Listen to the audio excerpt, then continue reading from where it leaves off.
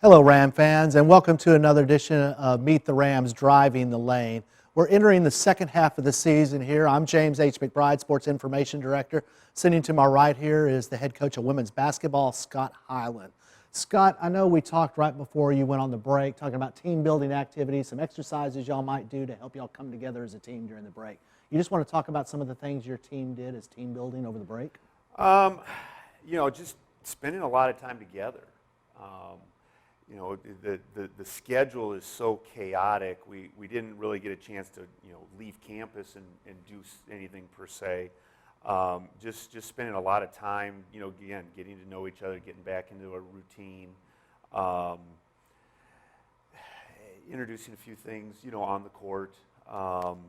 Was probably some of the bigger things. And again, I think we've really made some good progress. Unfortunately, the wins aren't quite where we want them to be, but we're making some really good, steady progress. The team is coming along well, and hopefully the second time around in conference, we get a chance to really show some things.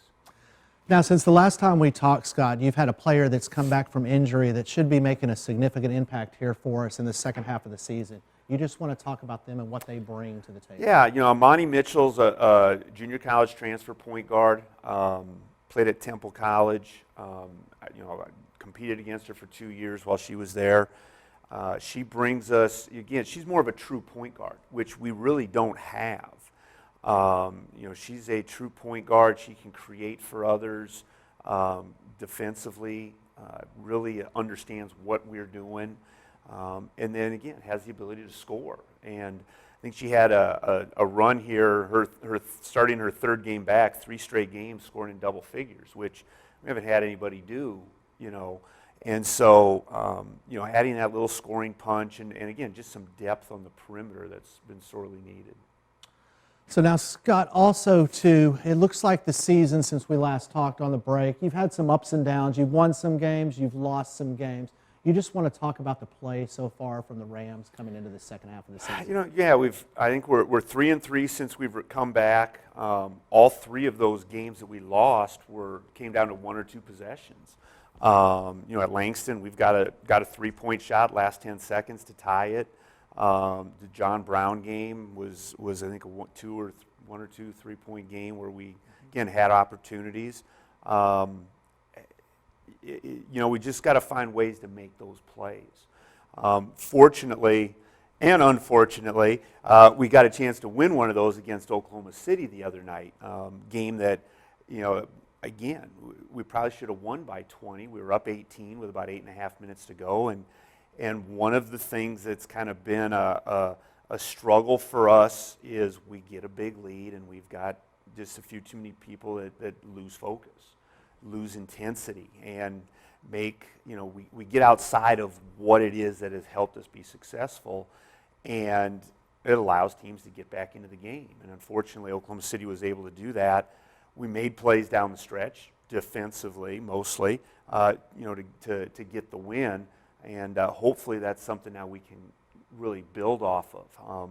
It's really been the first close game we've won since the first game of the year. So again, hopefully something that will help us grow and develop, moving forward here this last time around in conference. Now, one thing we talked about last week on the show when we talked to Brennan was we talked about some of the challenges that he had with his men's team. Of course, the challenges you're having are a little bit different than the challenges you're having. But the question I'm going to pose to you is the same question I posed to him. What have you learned about yourself this season that you did not know with the challenges that have been posed to you?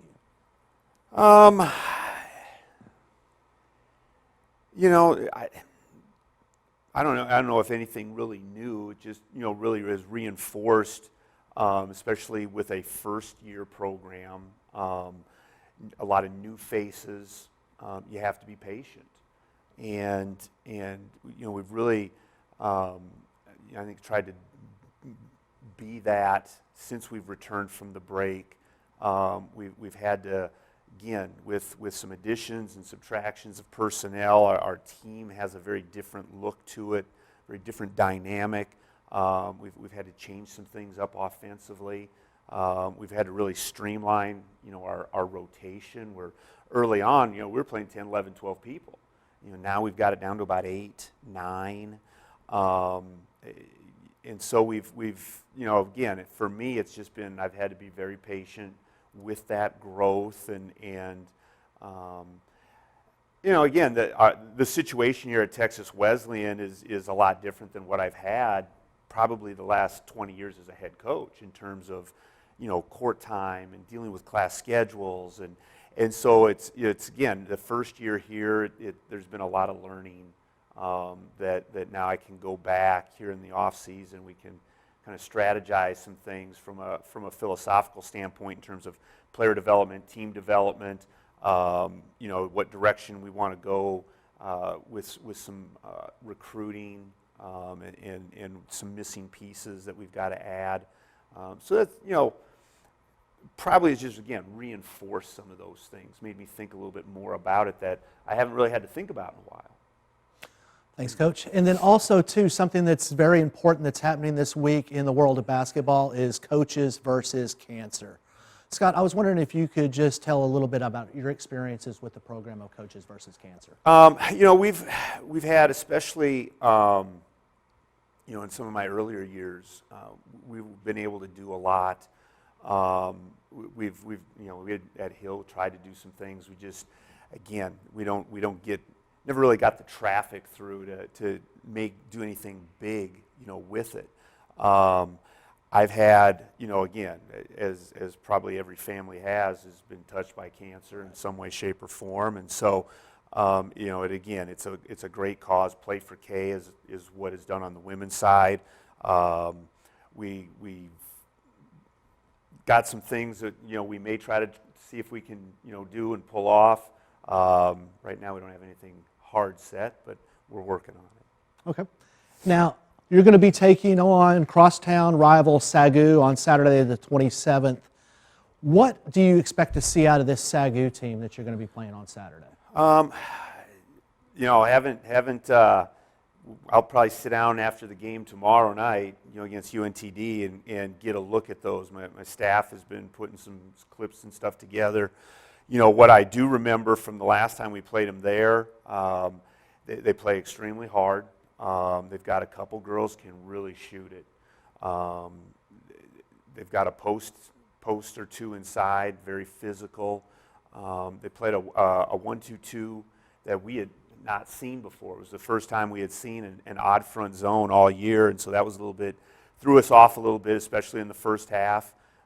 We dug ourselves a big hole before battling back, and again, making it a one-possession game. We're a much different team now. We're defending a lot better. Offensively, we're executing better.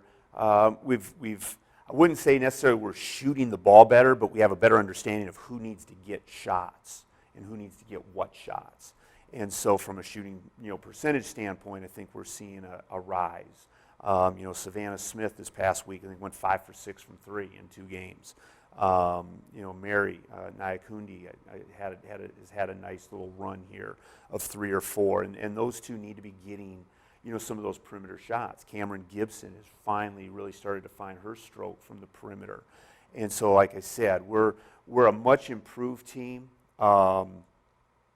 We just, you know, some of the things that have kind of haunted us, our lack of size, which, you know, has translated into some rebounding issues. We've got to fix, and that's going to be a big one with Sagu because, again, they're going to play hard, they're going to hit the boards hard, and we've got to nullify some of that, you know, again, with proper positioning and making contact with people on shots. Now, speaking of what you did on the schedule, you do have UNTD on Thursday, which was a game that was supposed to be here and ended up getting moved over to there. Then, of course, we've got Sagu that we've got here at home on Saturday. Then we've got another round of games on Monday here. The question I want to pose to you is, you've got 3 games coming up in 5 days. That's probably the most, I guess, the biggest stint you've had where they've all been together so far this season. What kind of challenges does playing 3 games in 5 days do? It's just you know, really a preparation, you know, for an upcoming opponent in terms of you know, things that we may have to tweak or whatnot. Fortunately, you know, for us, we really try to focus on us and doing what we do. Again, within what we do defensively, as I tell the girls, what we do is very simple, but it's not easy. You know, there's a lot of work that goes into it, and understanding of responsibilities depending on how a team is attacking our blue defense, which, you know, we don't use the Z word, but it's a matchup of sorts. And that's one of the things, again, that for some of the girls, especially the returners, it's been a big transition in understanding how we guard in that and what our responsibilities are. And so having now a better understanding, it's a lot easier to make some of those little minor adjustments based on how a team attacks you, who we need to have awareness of. You know, again, for tomorrow, UNTD's got one exceptional player, Cormier, that can really score, can shoot it. We've got to have great awareness of her. For Saturday, you know, Segu's going to have a couple of shooters that we've got to really be aware of. USAO on Monday can throw 2 or 3 shooters out there. So again, how we, you know, again, where we've got to have our awareness, you know, what some of our responsibilities are, just slightly tweaked, as opposed to having 2 or maybe 3 days to prep for that and work on some other things. You know, Friday practice, we just got to worry about, okay, here's what we got to do against Segu. We don't really have time to you know, make any adjustments, you know, outside of that, because again, there just isn't enough time. Rest is critical. You know, we'll get in, we'll get out, probably in about 50 to 60 minutes, and on Friday, same thing on Sunday, you know, in preparation for Monday's game. So comes back to us just, you know, again, focusing on what we can control, what we can do, and maximizing it. Well, Scott, I want to thank you for coming in and talking to me today. I know you've got a busy schedule and you got to get to practice right after that. Ram fans, I want to let y'all know that this week we will also be doing a show for the men's baseball team, which is Meet the Rams Home Run Alley. Again, we will have this show back in 2 weeks. Next week, I will be taping another show with head coach of men's basketball, Brendan Shingleton, for Meet the Rams Above the Rim. I'm James McBride for Scott Hyland. We'll see you in 2 weeks.